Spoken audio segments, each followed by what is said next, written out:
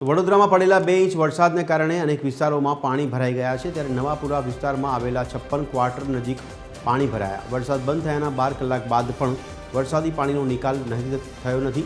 છેલ્લા 35 વર્ષથી આ પ્રકારની મુશ્કેલીનો સામનો નાગરિકો કરતા હોવાનો આક્ષેપ છે। કાઉન્સિલરો દ્વારા વહેલી તકે કામગીરી કરવામાં આવે તેવી માંગ કરી સફાઈ સમયસર થતી હોવાનો પણ કાઉન્સિલરનો દાવો છે।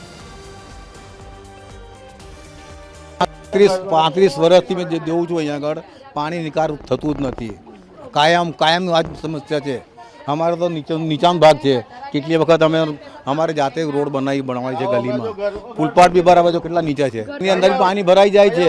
અમારે રાત્રે ઊંઘવાનું કહીએ અમને તકલીફ પડી જાય છે। બહુ તકલીફ પડી છે। આખી રાત ઊંઘ્યા નથી। નાના નાના 2 છોકરા છે, ઘરમાં આવે છે પાણી।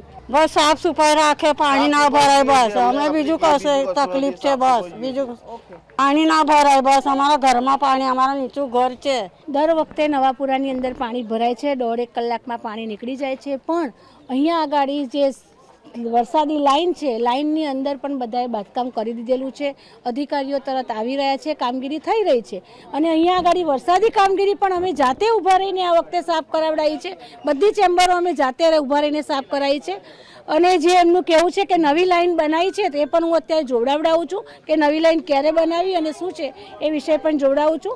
વિસ્તારના લોકોની પણ માગણી સાચી વાત છે એમની કે એમને પાણી ભરાય એટલે તકલીફ પડી રહી છે। પણ આપ બધી જ જગ્યાએ જોઈ શકો છો તો કેટલું તમને પોતાને આપ કેમેરો ફેરવા દેખાશે કેટલું દબાણ, કઈ રીતે માણસો કામ કરી શકે।